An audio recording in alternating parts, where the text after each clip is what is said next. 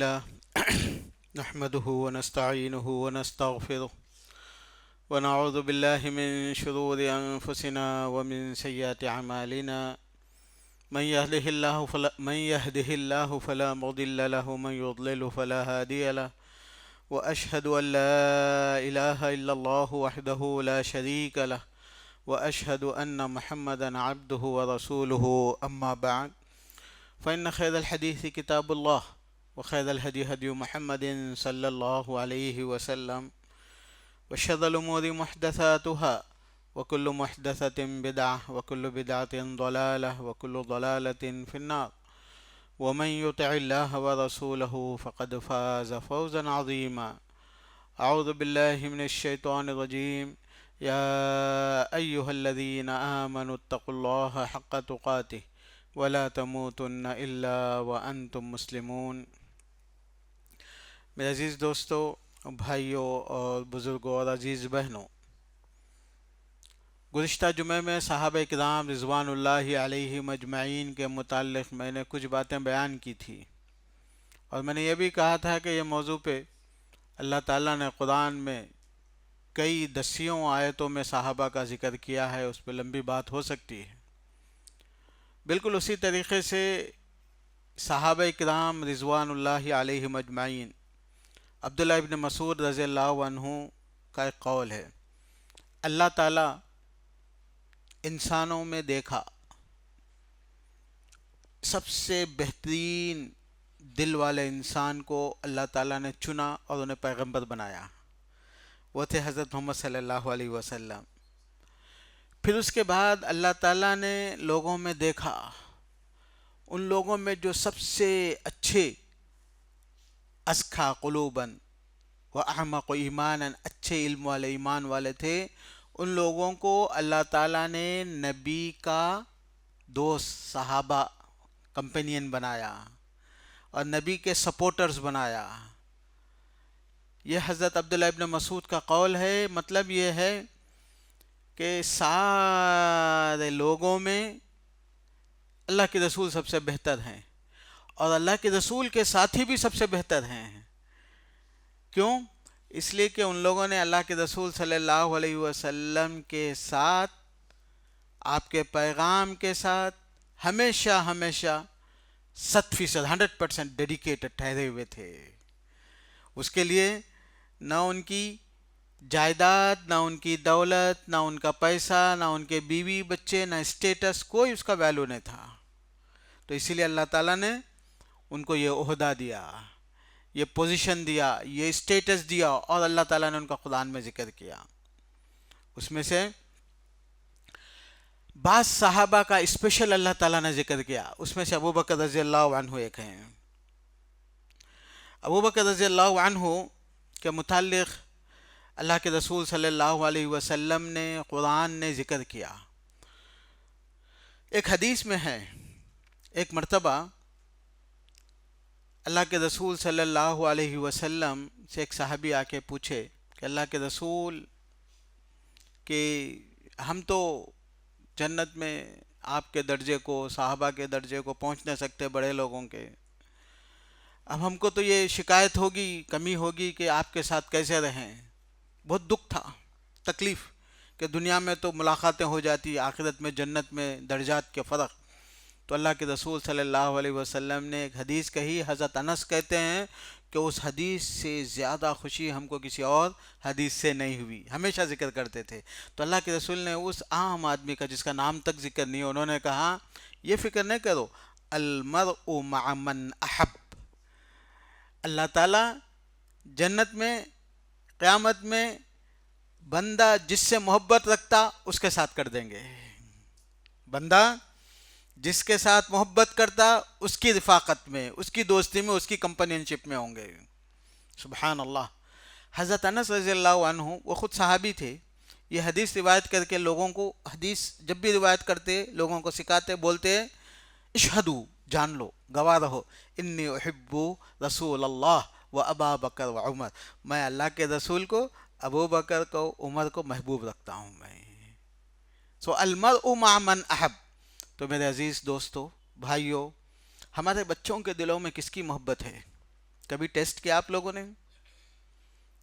ہمارے معاشرے میں دلوں میں کس کی محبت بیٹھی ہوئی ہے، کس کے لیے وہ لوگ تڑپتے ہیں، کس کے متعلق وہ سوچتے ہیں، کس کے متعلق وہ بات کرتے ہیں، کس کے متعلق ان کی ایکٹیویٹیز ہیں. یہ دیکھیے، اگر ہمارے بچوں کے، ہماری جنریشن کے دل میں سے یہ چیزیں جا رہی ہیں تو پھر آپ سوچئے کہ آئندہ آنے والی ہماری نسلیں مسلمان نہیں رہیں گی. ایک بہت بڑے امام تھے، امام ابن جوزی رحمۃ اللہ علیہ. انہوں نے کہا کہ وہ تھے 6 سینچری کے، یعنی آج سے تقریباً 600 700 سال پہلے کے ابن جوزی رحمۃ اللہ علیہ. بڑے آدمی تھے، بہت بڑے، 300 سے زیادہ ان کی کتابیں ہیں تفسیر میں، حدیث میں، فقہ میں وغیرہ میں. انہوں نے کہا ان السلف، یعنی وہ 6ویں صدی میں بول رہے ہیں، یعنی 600 سال پہلے وہ بول رہے کہ ہمارے جو بزرگ لوگ تھے، ہمارے بزرگ تھے، کانوا یعلمون اولادہم حب ابی بکر و عمر کما یعلمون سورۃ من القرآن. وہ بولتے تھے کہ ہمارے بزرگ لوگ ابو بکر عمر کی محبت اپنے بچوں کو ایسے ہی سکھاتے تھے جیسے کہ ہم لوگ اپنے بچوں کو قرآن سکھاتے ہیں. ابو بکر عمر کی محبت ایسے ہی سکھاتے تھے، یعنی قرآن کی طرح. کیوں؟ اس لیے کہ ان لوگوں کے کندھوں پہ دین ہمارا اسلام باقی رہا اور آج دنیا میں باقی ہے. تو ان کی زندگی، ان کی قربانی، ان کی محنتیں، ان کا سیکریفائس بچوں کو معلوم ہونا ضروری ہے تاکہ ان کے دلوں میں بھی محبت رہے. میرے عزیز دوستو، اللہ کے رسول صلی اللہ علیہ وسلم نے فرمایا صحیح حدیثوں میں سب، اقتدوا بعدی ابا بکر و عمر، میرے بعد ابو بکر و عمر کو فالو کرو. اقتدو، ان کی اقتدا کرو، ان کو فالو کرو، ان کی بات مانو، ان کے طریقے پہ چلو. تو اسی لیے ہم بہت سے مسئلے مسائل قرآن حدیث میں دیکھنے کے بعد ابو بکر عمر نے کیا فتویٰ دیا، کیا طریقے کو اپنایا، کیا ان لوگوں نے فیصلہ کیا، اس کو ہم لوگ لیتے ہیں. چونکہ اللہ کے رسول نے ہم کو حکم دیا تھا اقتدوا بعدی ابا بکر و عمر، میرے بعد ابو بکر و عمر کو مانو، ان کی بات لو، ان کو فالو کرو، ان کو سنو. بڑا عہدہ ہے یہ، بڑی پوزیشن ہے یہ، بڑا اسٹیٹس ہے یہ. یہ اسٹیٹس آسان نہیں ہے. نبی اکرم محمد صلی اللہ علیہ وسلم کے بعد نبی کا اسٹیٹس دے رہے ہیں اللہ کے رسول صلی اللہ علیہ وسلم. اور حدیث میں ہے اللہ کے رسول صلی اللہ علیہ وسلم نے 10 صحابہ کا نام ذکر کر کے کہا ابو بکر فی الجنہ، عمر فی الجنہ، عثمان فی الجنہ، علی فی الجنہ. ایسے 10 عشرہ مبشرہ کے اللہ کے رسول نے نام ذکر کیے. زندگی میں کہا اللہ کے رسول صلی اللہ علیہ وسلم نے کہ ابو بکر جنت میں نام لے کے بولے اللہ کے رسول صلی اللہ علیہ وسلم. آپ بولیں گے اللہ کے رسول کے ساتھ تھے اس لیے بول دیے، ایسا نہیں ہے. ان کی زندگی پڑھیں گے آپ تو ان کی زندگی میں ہر وہ مصیبت، ہر وہ بلا، ہر وہ پریشانی جو آپ سوچ سکتے وہ تھی ان کی زندگی میں. سیکریفائسز کنٹینیوس کرنے کی وجہ سے درجہ ملا، ایسا نہیں کہ فری میں دے دیے. اللہ کے رسول صلی اللہ علیہ وسلم وہ درجہ اللہ کے رسول چاہتے تو اپنے بیٹوں کو، اپنے بیٹیوں کو دیتے تھے، نہیں دیا نا اللہ کے رسول. ابو بکر آپ کے خونی رشتہ دار نہیں تھے لیکن پھر بھی یہ درجہ دیا اللہ کے رسول نے، اس لیے کہ یہ دین کے لیے ان کی جو خدمت تھی، دین کے لیے ان کی جو محنت تھی. قرآن میں پورا عرب 2 آدمیوں کو ماننے کی تلاش میں نکلا ہوا تھا. 2 آدمیوں کو، 2 لوگ چھپے ہوئے تھے اور اس سچویشن میں آ گئے. ابو بکر کہتے ہیں کہ ہم لوگ غار میں چھپے ہوئے تھے، لو رآ احد الی قدمیہ لرآنا، اگر ایسا نیچے دیکھ لے تو ہم لوگ نظر آ جاتے ہیں. ہیبت میں آ گئے، ڈر. ایسا نہیں کہ ایک آدمی پیچھے پڑا ہوا ہے، پورا ملک ان کے پیچھے پڑا ہوا، ملک پورا ماننے کے لیے. تو اس وقت ابو بکر صدیق کو تھوڑی سی پریشانی ہوتی، بے چینی ہوتی. تو اللہ کے رسول صلی اللہ علیہ وسلم سے انہوں نے اپنی درد کا، پریشانی کا ذکر کیا. تو اللہ کے رسول صلی اللہ علیہ وسلم نے فرمایا ما ظنک باثنین اللہ ثالثہما، تمہارا کیا خیال ہے جی، ڈرنے کی کیا بات ہے؟ 2 ہم لوگ ہیں نا، 2 ایسے ہیں، دونوں کے ساتھ ایک تیسرا اللہ ہے، تو اس کے متعلق آپ کا کیا خیال ہے؟ تو عمر رضی اللہ عنہ زندگی بھر ہمیشہ یہ بات بولتے تھے. وہ کیا بولتے تھے بعد میں اللہ تعالیٰ قرآن میں ذکر فرمایا اس واقعے کو، ثانیہ اثنین اذ ہما فی الغار اذ یقول لصاحبہ لا تحزن ان اللہ معنا، اللہ نے قرآن میں ذکر کیا دونوں میں سے دوسرا، جب وہ غار میں تھے اور اس سے وہ کہہ رہا تھا کہ فکر نہیں کرو، غم نہ کھاؤ، تو حضرت عمر رضی اللہ عنہ بولتے تھے اس آدمی سے بہتر کون ہو سکتا دنیا میں، وہ دونوں میں دوسرا تھا، تیسرا ان کے ساتھ اللہ تھا، ثانیہ اثنین اذ ہما فی الغار وثالثہما اللہ معہم، اللہ کہتا ہے کہ تیسرا اللہ ہے، سبحان اللہ، تو اس دونوں سے بہتر کون ہو سکتا ہے؟ اسی لیے اللہ کے رسول صلی اللہ علیہ وسلم کے انتقال کے بعد کوئی نہ کوئی لیڈر ہونا چاہیے نا، ضروری ہے امت کو چلانے کے لیے، نماز، روزہ، زکوٰۃ، جھگڑے، پنچایت۔ تو اللہ کے رسول کا انتقال ہوتے ہی صحابہ کو یہ چیز کی تربیت تھی، سب لوگ جمع ہو گئے، انتقال کی اطلاع ملتے سب سے پہلے ایک جگہ وہاں سے قریب میں 400 میٹر دور پہ ثقیفہ بنی ساعدہ تھا، وہاں پہ انصار بھی جمع ہوئے، مہاجرین بھی جمع ہوئے، انتقال کی خبر ہوتے ہی دوسرے گھنٹے میں پہلے آئے، اللہ کے رسول صلی اللہ علیہ وسلم کے جنازے کو دیکھا، پھر اس کے بعد جمع ہوئے یہ لوگ، کوئی امیر بنایا جائے۔ تو ابو بکر نے نصیحت کی، نصیحت کرنے کے بعد کہا یہ عمر ہیں، یہ ابو عبیدہ بن الجراح ہیں، ایک ہاتھ سے دو ہاتھوں سے دونوں کا ہاتھ بڑھائے، ان میں سے کسی ایک کو آپ اللہ کے رسول کا جانشین، جس کو عربی میں خلیفہ، سکسیسر، خلیفہ بنا لو بولے۔ ابو بکر نے کہا یہ بات، تو حضرت عمر رضی اللہ عنہ آگے بڑھے، انہوں نے کہا الا نرضى لدنیانا من رضیہ لدیننا، کہ اللہ کے رسول صلی اللہ علیہ وسلم اپنی زندگی میں ابو بکر کو بیمار جب تھے تو امامت کے لیے ذمہ داری دیے تھے۔ ابو بکر اللہ کے رسول کے آخری دنوں میں تقریباً 11 یا 12 نمازیں اللہ کے رسول کی زندگی میں پڑھائے تھے، اور کچھ نمازیں اللہ کے رسول بھی ابو بکر کے پیچھے پڑھے تھے، ٹھیک ہے؟ تو حضرت عمر نے کہا الا نرضى لدنیانا، ہماری دنیا کے مسائل کا لیڈر بنانے کے لیے، دنیا کے مسائل کے لیے ہم اس کو امیر نہیں بنائیں گے جس کو اللہ کے رسول ہمارے دین کے لیے پسند فرمائے تھے، نماز کے لیے جس کو اللہ کے رسول نے امام بنایا، ہمارے دین کے لیے اس کو امام بنایا، ہمارے دنیا کے لیے ہم نہیں بنائیں گے، ابو بکر خلیفہ ہوں گے، لاؤ ہاتھ بیعت میں کرتا ہوں۔ تو سب سے پہلے ابو بکر پہ بیعت عمر رضی اللہ عنہ نے کی، اس کے بعد دوسرے صحابہ نے کی۔ بتانے کا مقصد کیا ہے؟ الا نرضى لدیننا من رضی له رسول اللہ صلی اللہ علیہ وسلم لدنیانا لدیننا، ہمارے دنیا کے لیے ہم اس کو پسند نہیں کریں گے جس کو اللہ کے رسول نے ہمارے دین کے لیے پسند فرمایا۔ تو اسی لیے میرے عزیز دوستوں اور میرے بھائیوں، ابو بکر صدیق رضی اللہ عنہ کی زندگی پہ کتابیں 2,000 3,000 صفحے کی تفصیلات لکھی ہوئی ہیں، پڑھیے۔ واٹس ایپ کے نوجوان، سوشل میڈیا کے نوجوان، فلم اور گانوں کے نوجوان، ناچنے کھیلنے کودنے والوں کے متعلق ریکارڈ جاننے والے لوگوں، یہ تمہارا ایمان ہاتھوں سے جا رہا ہے، تمہاری نسلیں برباد ہو رہی ہیں، پڑھو یہ، تم کو ایک سیریس مسلمان بن کے جینا ہے، عزت سے جینا ہے۔ ابو بکر کی زندگی پڑھو۔ ایک مرتبہ سنیے آپ، بعض دفعہ ایسا ہوتا نا کہ ایگزام لے رہے ہیں تو انسان کیا کرتا، پریپیئر کر کے جاتا کہ بھائی چلو جواب دینا ہے ہمارے کو، ٹھیک ہے نا؟ ایک مرتبہ اللہ کے رسول صلی اللہ علیہ وسلم ایسے ہی بیٹھے ہوئے تھے، سب لوگوں میں بیٹھے ہوئے تھے، ایسا نہیں کہ پہلے سے پریپریشن کا اندازہ تھا یا پریپریشن کی بات تھی۔ تو ایک مرتبہ آئے، سب لوگ آئے، بیٹھے ہوئے تھے، تو اللہ کے رسول صلی اللہ علیہ وسلم نے فرمایا اچانک من اصبح اليوم صائما، آج کون روزہ رکھے جی؟ تو اللہ کے رسول صلی اللہ علیہ وسلم کے سارے صحابہ میں ابو بکر نے کہا انا یا رسول اللہ۔ اچھا آج جنازہ ہوا تھا تو فمن تبع منکم الجنازہ، جنازے کے ساتھ دفن کرنے تک کون گئے تھے؟ خاندان، بھائی بہن کا مسئلہ نہیں، یہ مسلمان۔ فمن تبع منکم الجنازہ، یاد رکھو یہ بات، ایگزام نہیں ہو رہا تھا، یہ سمپل اچانک بات چل پڑی۔ سوسائٹی میں ایمان، عمل، اخلاق، ادب، فمن تبع منکم الجنازہ، آج جنازے میں کون گئے تھے جی؟ سب خاموش تھے، ابو بکر بولے انا۔ پھر اس کے بعد بولے اللہ کے رسول فمن اطعم منکم المسکین یوما، کسی غریب آدمی کو پیٹ بھر کھانا کوئی کھلائے کہ آج؟ کوئی، سب خاموش تھے۔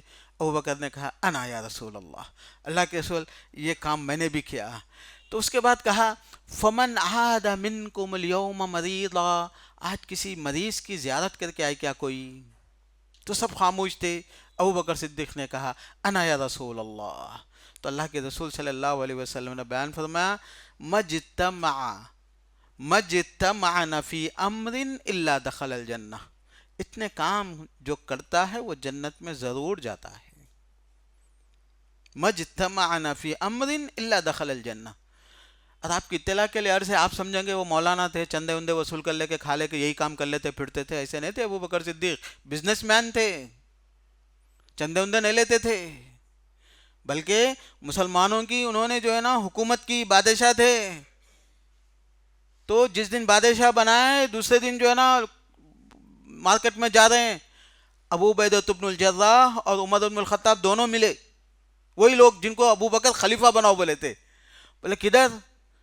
بولے بیوی بچے ہیں میرے کو، 2-3 بیویاں ہیں، بچے ہیں، کاروبار کرنا ہے نا بھائی، کمانے جا رہا ہوں۔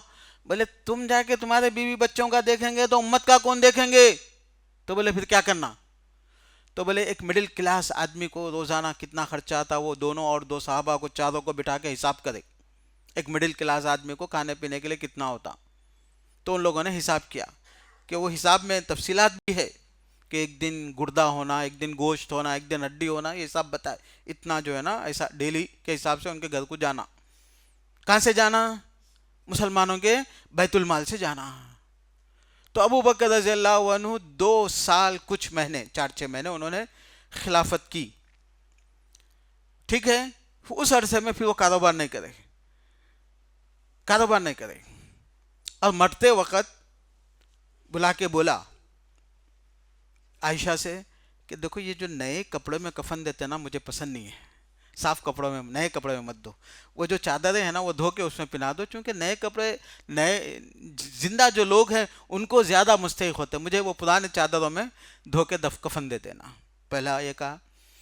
دوسری بات یہ کہا کہ دیکھو میں 2 سال 4-6 مہینے میں نے حکومت کی تھی، اور اس عرصے میں مجھے اتنا یہ لوگ دوزانہ دیتے تھے، وہ میری زمین وہاں پہ سنح بلکہ علاقہ تھا، وہاں پہ میری زمین ہے، وہ بیچ کے جتنا مجھے دیا نا واپس کر دو، مجھے نہیں چاہیے۔ تو فری میں انہوں نے حکومت کی تھی مسلمانوں کی۔ تو وہ عمر رضی اللہ عنہ رونے لگے، بولے آپ تو چلے گئے، بعد والے کیا کرنا؟ لقد اتعبت من بعدک یا ابا بکر، تمہارے بعد میں آنے والوں کے لیے مصیبت کھڑا کر کے جا رہے ہیں عمر، ہم لوگ ابو بکر، ہم لوگ کہاں اس لیول پہ پہنچ سکتے ہیں۔ لقد اتعبت من بعدک، تمہارے بعد آنے والوں کے لیے تم نے ایک ایسا اسٹینڈرڈ قائم کر دیا کہ بہت مشکل ہے۔ کاش اگر آپ لے کے خاموش بیٹھ جاتے تو ہمارے لیے بھی اطمینان سے کھا لیتے، چلو بھائی جائز ہے نا، ہم تو حکومت کرے، امت کی خدمت کرے تھے۔ یہاں پہ تو چندہ وصول کر کے پرسنٹیج، مسجدوں میں پرسنٹیج، سینٹروں میں پرسنٹیج، زکاتوں میں پرسنٹیج۔ یہ سینٹر جو زکوٰۃ وصول کر رہے ہیں غریبوں کو کم جا رہا ہے، ان کے مینٹیننس میں زیادہ جا رہا ہے۔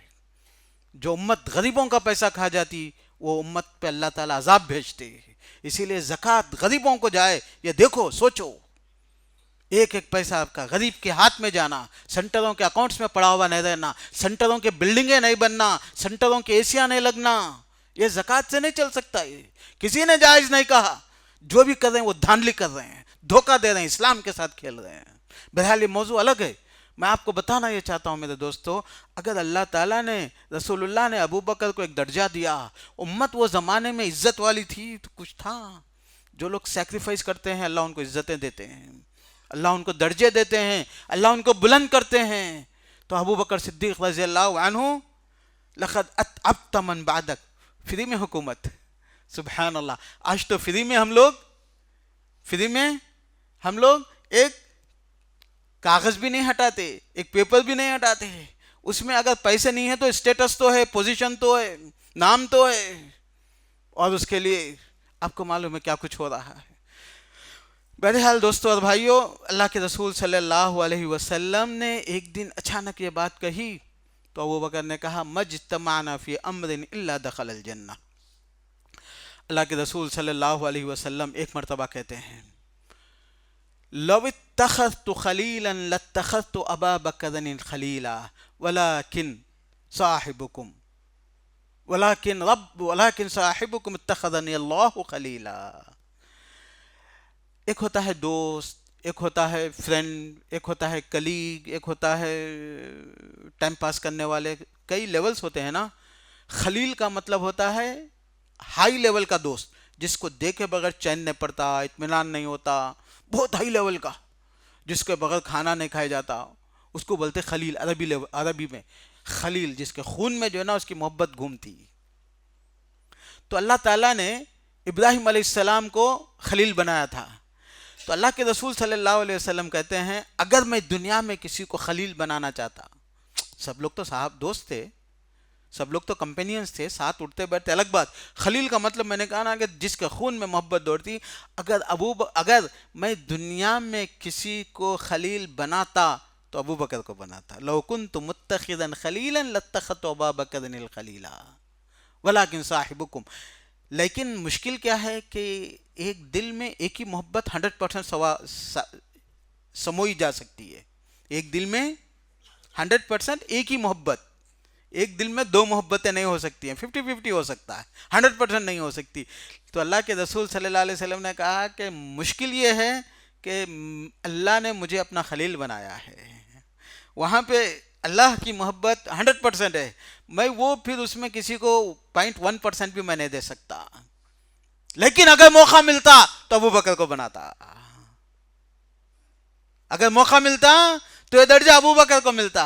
लेकिन अल्लाह ताला ने लत्तखज़तु अबा वलाकिन्नहु अखी व साहिबी, अल्लाह ने मुझे खलील बना, ये मेरे भाई हैं, अखी व साहिबी, और क्या है, और क्या है, मेरे दोस्त हैं। सुभान अल्लाह। अल्लाह के रसूल उम्मत से कहते हैं कि अबू बकर मेरे दोस्त हैं, साहिबी। मस्जिद नबवी, अल्लाह के रसूल ने जब मस्जिद बनाई तो एक इलाके में मस्जिद बनाई खुला हर तरफ से। तो लोग क्या करें, मस्जिद के अतराफ में घर बना लिए अतराफ में, तो इधर से उधर जाते, उधर से इधर जाते, इधर से मस्जिद, अब वो उधर घर है, इधर घर है, इधर से चले जाते मस्जिद में। और मस्जिद भी उसमें ना कारपेट थी, वही मिट्टी पत्थर कंकरियाँ थी पड़ी हुई, और छप्पर था। इन मस्जिदों को अल्लाह के रसूल ने ऐसा मजबूत बनाने की इजाज़त नहीं दी थी। तो हमारा कल्चर चेंज हो गया, अलग बात है। तो वो मस्जिद में कारपेट भी नहीं होते, मिट्टी में पड़े होते, वैसे ही रहता, खाली एक छत होता नॉर्मल। तो क्या होता, वो मस्जिद में से लोग आते जाते थे, उसमें से जो है ना कुत्ते वगैरह भी जाते थे।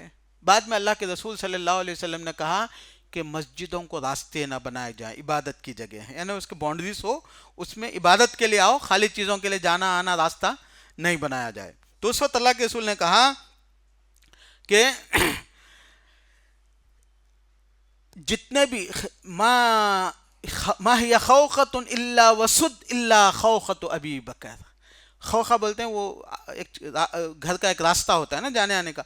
बोले कि जितने दरवाजे इस मस्जिद में खुल रहे हैं सब बंद कर दिए जाएं, सब बंद, यानी किसी का दरवाजा मस्जिद में नहीं खुलना, एक दरवाजा खुला रह सकता है, इल्ला खौखतु अबी बकर, अबू बकर का दरवाजा खुला है, स्पेशल ऑनर।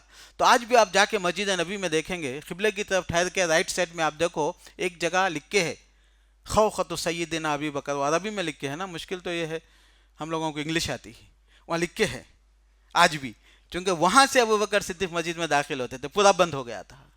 तो ये स्पेशल ऑनर था जो अल्लाह के रसूल सल्लल्लाहु अलैहि वसल्लम ने अबू बकर रज़ी अल्लाहु अन्हु को दिया था। अल्लाह के रसूल सल्लल्लाहु अलैहि वसल्लम बयान फरमाते हैं, मा अरफ़्तु हाज़ल अम्र अला अहदिन इल्ला वलहु कानत मिन्हु कब्वतुन औ तरद्दुद इल्ला मा कान मिन अबी बकर मा अरफ़्तु अलैहि इल्ला अल अम्र हत्ता सद्दक़नी व आमन बी।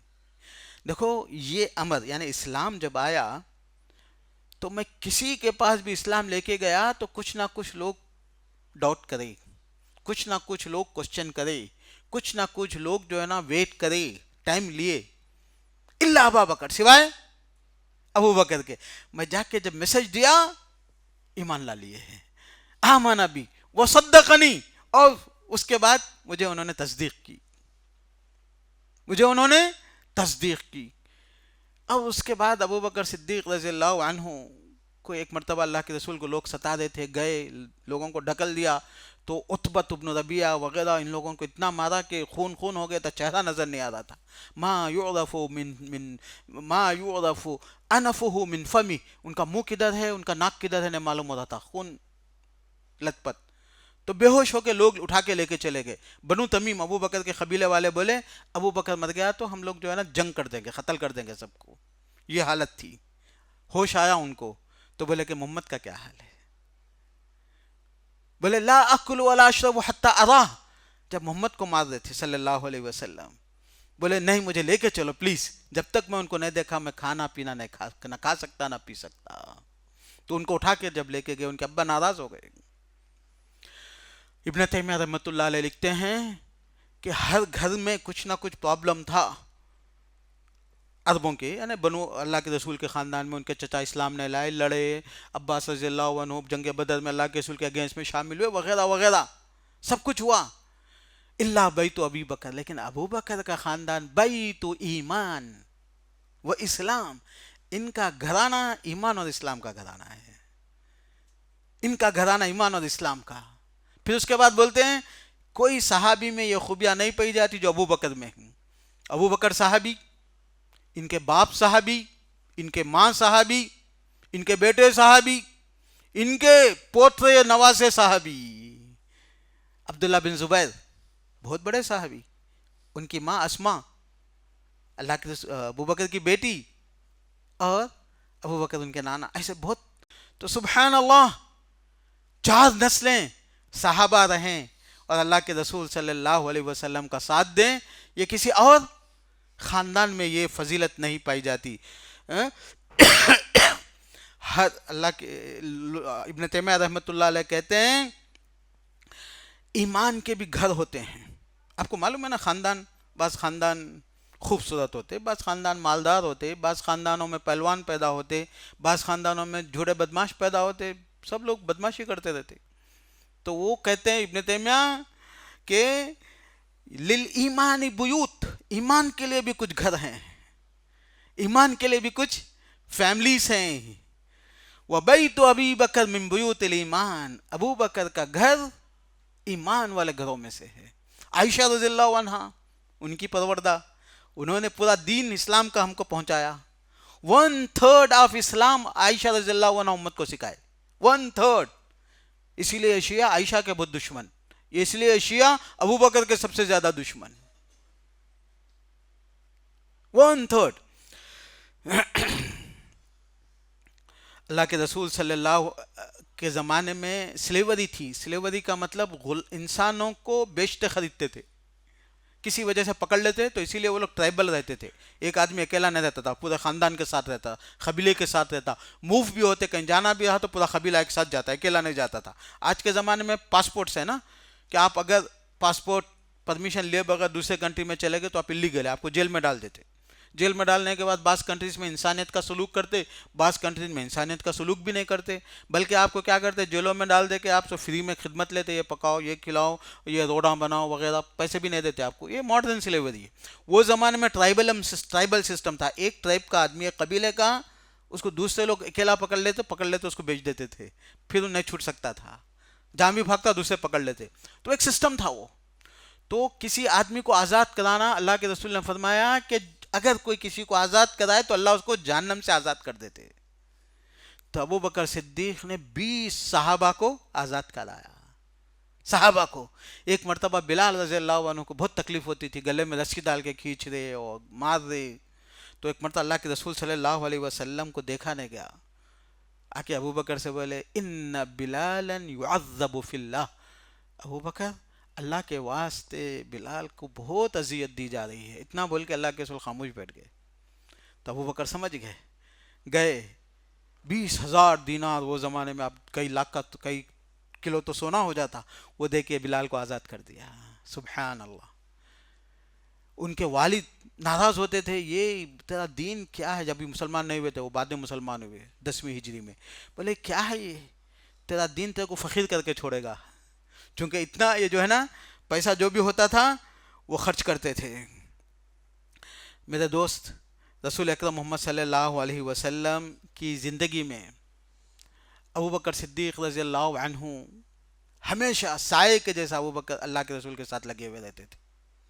اللہ کے رسول نے بیان فرمایا کہ میں ہمیشہ، یعنی صحابہ نے بیان فرمایا کہ میں ہمیشہ اللہ کے رسول سے سنتا تھا، آمنت انا و ابو بکر و عمر، ایمان لائے میں اور ابو بکر عمر، دخلت انا و ابو بکر و عمر، میں گیا ابو بکر عمر بھی آئے میرے ساتھ، میں نکلا ابو بکر عمر بھی میرے ساتھ نکلے۔ اللہ کے رسول صلی اللہ علیہ وسلم کے پرماننٹ صحابہ، رات دن اللہ کے رسول صلی اللہ علیہ وسلم کی فکر کرنے والے صحابہ رضوان اللہ علیہم اجمعین۔